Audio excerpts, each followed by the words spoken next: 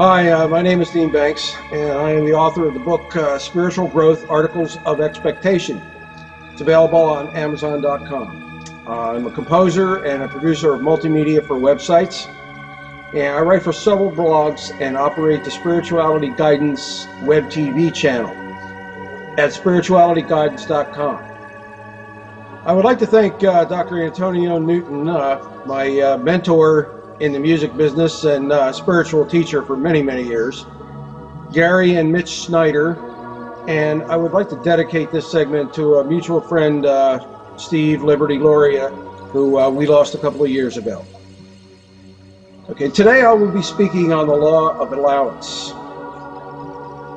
Okay, now many people talk about The Secret and the law of attraction, and it was a big craze years ago, and everybody started understanding what it was all about, and they thought they could get what they wanted, okay? But not necessarily what was a part of their divine purpose. There are many teachers out there that tell you there are many laws of the universe, and all of these laws, in essence, are constructs. They're named things so that we can describe the process itself. We don't completely understand what the processes are, like magnetism or like time, but that doesn't stop us from using them. According to the law of attraction, whatever you think and bring about and keep within your mind, you pull towards you. So if that is the truth, there should also be the law of repulsion. But the law of repulsion itself turns out to be the same as the law of attraction. Okay, whatever you give attention to with your emotion will manifest in your life. It is the law of attraction in itself, working to fulfill our needs, wants, desires, and expectations. Now, how does this work in the entire picture? We live in our environment. We are a part of our environment. As Wayne Dyer says, we're enviro-organisms. We cannot exist without our environment. And what exactly is our environment, or is what I call the omniverse, and as others call the PDR, or the perceived dualistic reality? Almost 73% of the universe is dark energy. About 22% of it is dark matter, and about 5% of it is energy and matter. Most of what exists, we don't even sense. Our senses operate in ranges, and we don't pick up all of those ranges. Our senses only receive a fraction of what exists. We have the 5 physical senses of touch, taste, smell, seeing, and hearing. Also, we have our psychic mental sense, which receives impressions outside of those ranges. And we have our spiritual sense, which in essence is our divine connection. Spirit itself projects divine love into all creation as dualistic opposites. We perceive these opposites and their shades of gray in between as electrochemical copies in our brains. We react to our environments based on these internal images, but they aren't exactly what is reality. They are copies of the reality. We retain these mental images, or copies of the perceived dualistic reality, and we bury them into our subconscious minds.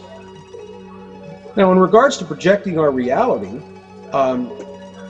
we have levels that are mental, and we have emotional attachments that actually begin to create these things in our lives. In rejection, we are dismissing what is observed, read, or told to us. In acceptance, we are agreeing with what is observed, read, or told to us. But when we add emotion to this, we start the co-creative process. Resistance is emotionalizing what we reject, and the more we add that emotion to it, the more it persists. Just like Carl Jung said, what you resist persists. Allowance, however, is taking acceptance to an emotional level by removing the emotion. It's using divine love, that feeling of stillness and silence, to allow things to pass through you without attracting any emotions whatsoever to them.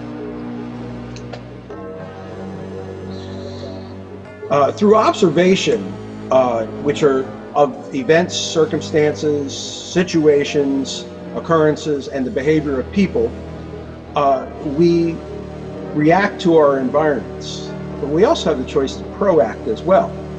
In reaction, we succumb to what is known as fight or flight, which is running away from something or running towards something. And as we do this, we internalize these repeated thoughts that we get, and they become our belief systems. We need to learn how to utilize certain processes to remove any and all erroneous beliefs that we've developed over the course of our lives. How do we do this? We do this by an ongoing communication with the divine through prayer, meditation, and service. Prayer in itself is talking to God, which would be asking, imaging, or visualizing. Meditation is listening to the divine guidance, which is seeking, relaxing, letting go, getting rid of any perceptions that we have. And service is taking the guidance that we have received and helping others to realize their divine purposes in divine order. And after we do this over a period of time, we start to feel more worthy within our beings of receiving the fruition of living in our divine purpose and divine order. Embracing our divine purpose, we do this by acknowledging our talents, our skills, and our abilities. And we allow divine order to move natural order to attain complete fulfillment. Reflecting on our accomplishments, we begin to build our faith in the divine